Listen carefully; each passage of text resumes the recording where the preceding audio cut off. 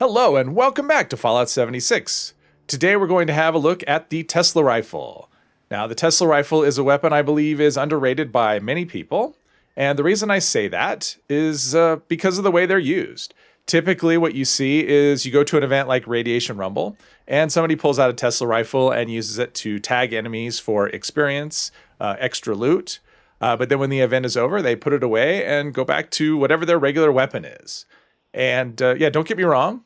Teslas are fantastic for tagging. In fact, a Tesla may be the best tagging weapon there is. But Tesla rifles are also very good for destroying your enemies, which is what we're going to showcase today.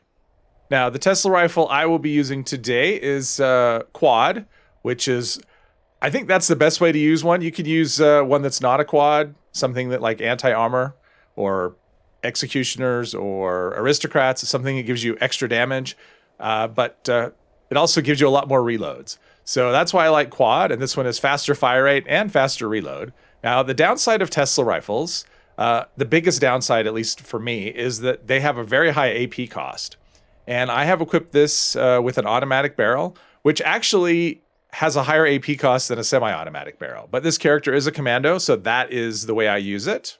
Now, this is not a stealth weapon by any means. It's quite loud, but I do find that I can actually do sneak attacks. I mean, I'm still in caution. Oh, I think because that the mutant hound ran away into it's playing with the mines over there. And we have so we have a cultist in here somewhere. But as you can see, it does a good job of melting enemies. Yep, 2 at a time, not a problem. And I'm not really using a lot of ammo as long as I do it in bursts. Now, one thing I did forget to show was the build. Not going to go over it in great detail, but you can see I am a commando build. I have critical savvy and better criticals maxed out. I'm also using Grim Reaper's sprint in an effort to recoup some AP on a kill. I've only been using that a little bit. I'm not sure really how well it's working. Normally I would use Bloody Mess for a little bit of extra damage, but you could also put in Good with Salt. This isn't a food build, but you could do that. You could also do Class Freak as well, if that's something you wanted to do. But the main thing for this is the criticals, and also the commando perks. And I have Gun Fu as well, so it switches targets, although usually this hits multiple targets at once. So it's just a very effective weapon for dealing with multiple enemies at the same time. And so far, I've been able to stay in stealth, which is actually kind of surprising. But just short bursts will do the trick. And of course, if you are able to do stealth attacks, it does a lot more damage. Now, these Mothmen tend to be very tanky, so I doubt he'll go down easy. But sometimes I'm surprised, and they do go down easy. See if we can get a 2-for-1 here. There we go. Yeah, so you can see this weapon is just devastating. It just wrecks everything.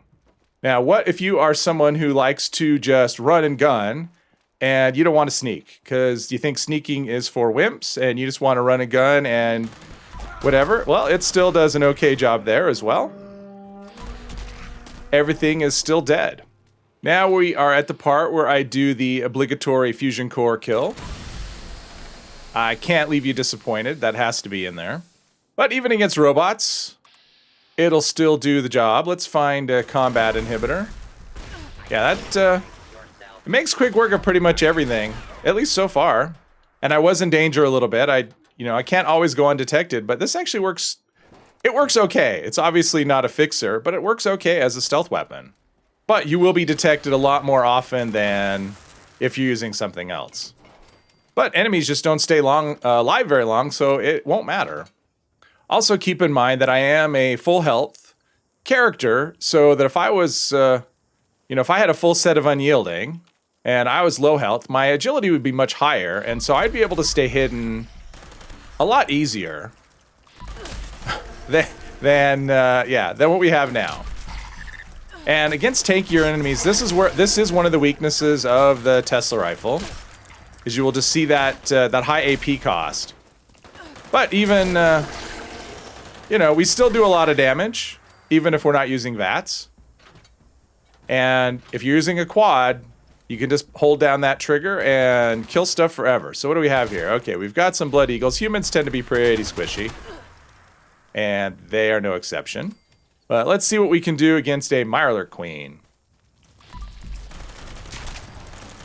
So we actually do pretty good damage. But it's going to be mostly, because they have such high health, it's going to be a mostly out of that situation. But yeah, really quick. She goes down very quickly.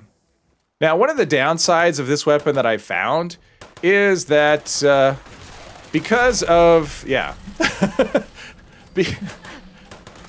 because the barrel is once the electricity kind of does its own thing, it is not very discriminate, and it just tends to target everything, and so you end up with friendlies or neutral enemies. Wow, okay. Getting rocked by that beam. Oh, bad time for a reload. But yeah, this is what happens. You end up with aggroing friendlies. So that is something to be mindful of if you plan to use one of these. If you go to an area, unless you want to fight, if you want to go through White Spring fighting all the robots, that's fine. But if you don't, it could be good to carry another weapon that just doesn't target everything like a Tesla does. All right, let's see if we can stay hidden against this guy, because more damage will definitely help the situation a bit. Nope, that didn't last very long. And neither did our AP. But he died nonetheless. And there you go. The Tesla is just as good at killing things as it is at tagging things. I hope you found this video entertaining, interesting, all of the above. If so, please hit one of the buttons down below, and I hope you'll join me in the next one. Thank you very much.